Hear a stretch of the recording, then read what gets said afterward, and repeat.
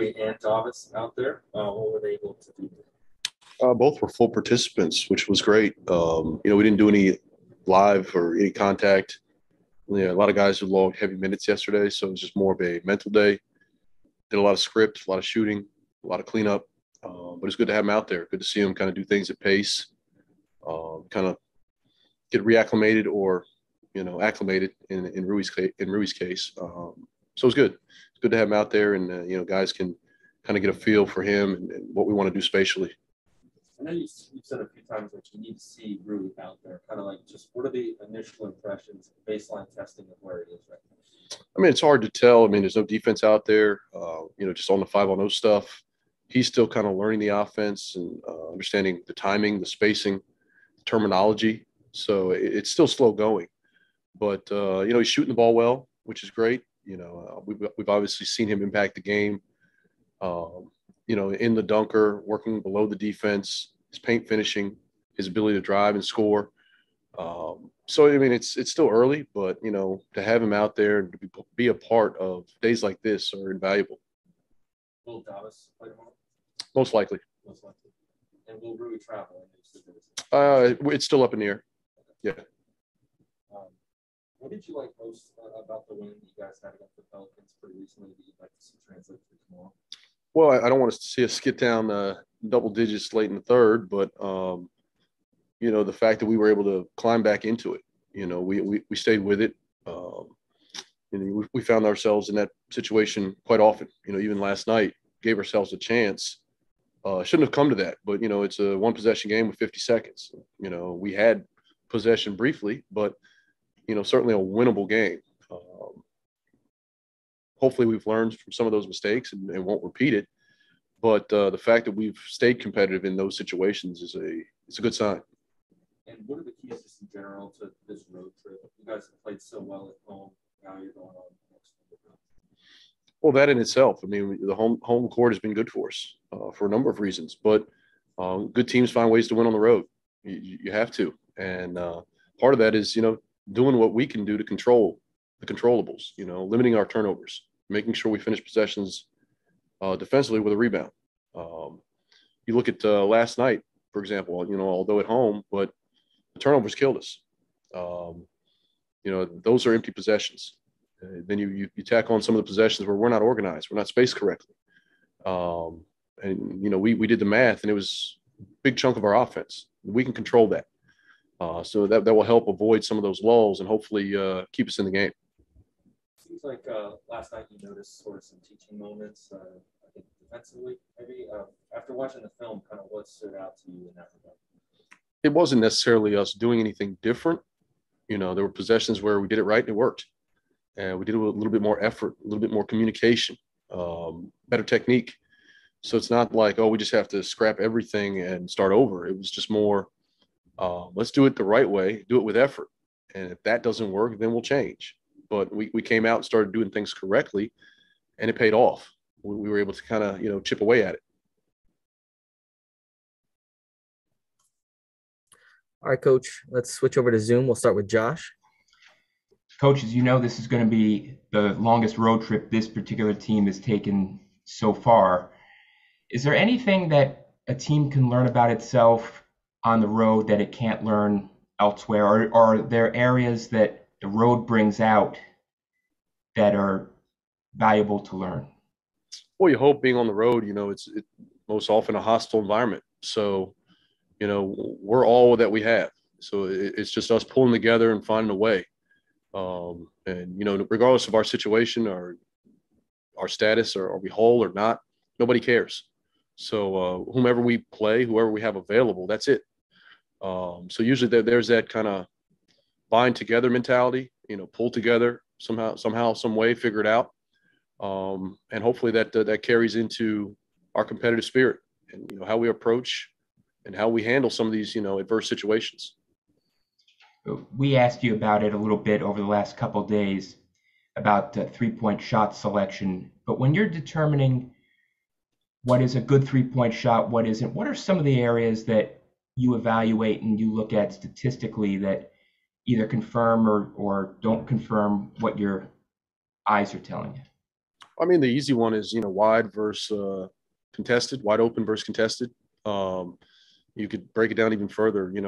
Are we open, wide open, or are we contested? The metrics we use internally are more, have we generated paint threes? And I've spoken to this, at times where anything that ignites a trigger, whether it's a cut, a roll, a rim run in transition, drive to the paint and kick, offensive rebound, a post kick out. So there's, a number of categories that don't necessarily show up in the stat sheet. But, when those threes are taken and they fall under that category, we've shot dramatically better. And not just here, the last few teams I've been on. So there's merit to it. So it's kind of an internal metric that we can look at and say, hey, these are the shots we're generating. If they're not going, we'll live with them. Because I think, law of averages show that we take those shots in general, they eventually will go in. It's the ones that we want to stay away from, the 0 or 1 pass possessions, and obviously your good players will bail you out sometimes, but you can't live and die with that. For the most part, are you seeing that the threes your team is taking are rhythm threes? I'm sorry, go ahead. No, thanks for cutting me off. It would have been just gibberish anyway. No, I think in general, they've been pretty good in the last few games, maybe not so much, but on the season, we've been kind of where we want to be. We came in saying, hey, if we can shoot half of our threes, they fall under that paint category, then we're going to be in pretty good shape. And I think we're slightly under, 50% right now. Last 3 games, not so much, but on the season, we're kind of hovering in that area, which is good. Okay, thank you very much. We'll go to Ava. Hey, Wes, you said last night that, everybody kind of on the team had to take a look in the mirror and everything like that. Just in reviewing film, did you see anything, any positions that you put your guys in, anything from the coaching standpoint, basically, where you're saying, you know what, we've tried this, it's not really working, anything from that kind of point of view? No, not specifically from last night. But the question was asked internally, are we getting our guys, organized? One, are we running stuff that, suits who we have? So, even today, you looked at the film, it's like, it's not what we're running. It's how we're running it. Guys have to get organized. We got to get spaced correctly. We got to do things with more thrust. We always talk about pace up and down, but I think that pace in the half court, the body and ball movement, at times was lacking. Then you can show possessions in the first quarter where we did those things, generated open shots. Maybe we didn't make them, but that's what we want to see. Can we do that consistently, 48 minutes? And did everybody else, other than Davis and Rui, we already asked about, go in practice today? Yes, everyone else was obviously no TB. Yeah. Neil? Hey, Coach, was there ever an official grade for Davis's sprain? And obviously he had a calf issue last year that kind of just lingered for him throughout the season. Was there any additional precaution to try and give him, more than enough time to make sure it doesn't linger this year? I hope it doesn't. I have to trust what the medical staff is telling me. I don't remember, honestly, if it was a grade 2 or to what degree. It was a bad sprain. It looked nasty. But, I think he knows his body. And, those guys do an excellent job of getting guys back. They're aware of, obviously previous injury history.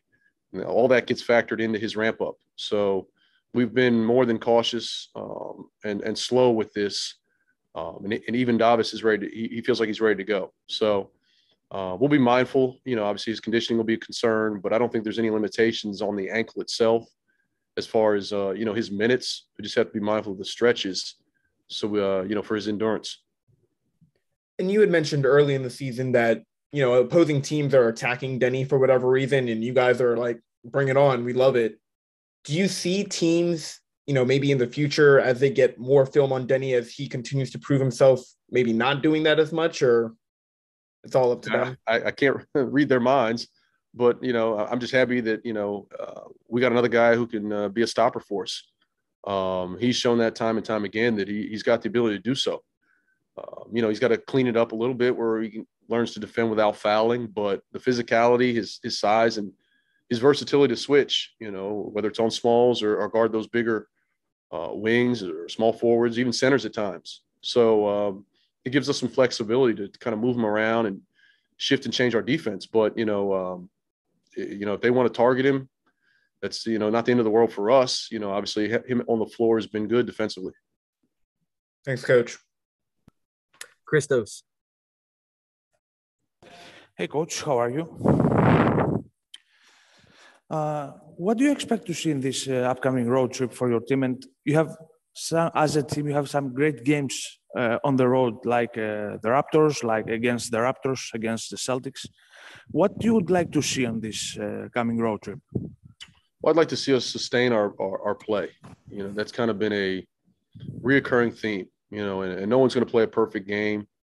The game has ebbs and flows where, obviously it's a game of runs and we understand that, but, trying to limit those stretches where we're struggling offensively, limit those stretches where, we're going without stops, keeping ourselves organized, valuing possessions, getting our communication and our defense into the game early, coming out of the third quarter, and, reestablishing our identity. So, those are just kind of some things that we've talked about at length, but there's no real metric to it to say, hey, if we hold teams to this, or it's just more of this is who we are and how we have to play. And speaking about Denny Avdia and his defensive effort, what did you see about his progress as the season goes on?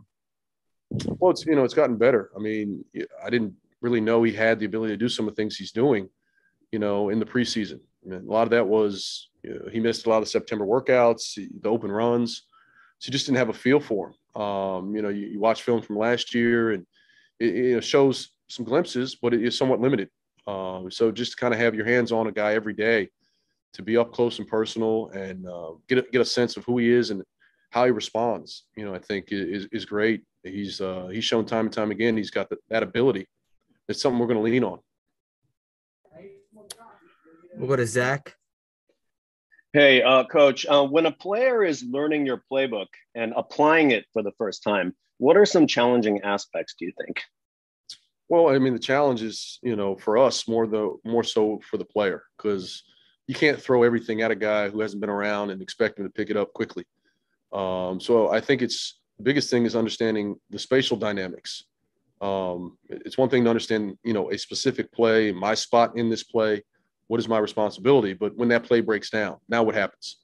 And that's a challenge. It's an ongoing challenge, not only for any new player, but any new group coming together. Being able to play after the fact, play the game within the game. Some guys have a better feel than others. So we have to kind of go through and, here's these spots. When you're in this spot, what can you do? Where do you need to go? What spots can you fill to open up the floor? So now we can continue to play in space. So I think that's probably the biggest challenge. Thank you. Josh, did you have another question? I see your hands up. No, that's just my incompetence here with using Zoom. My apologies, guys. My apologies. I was waiting for one more, Josh. Come on. It's a freaking clown show here for me. I'm sorry. You are fine. In that case, Coach, you are all set. Thank you. We appreciate your time.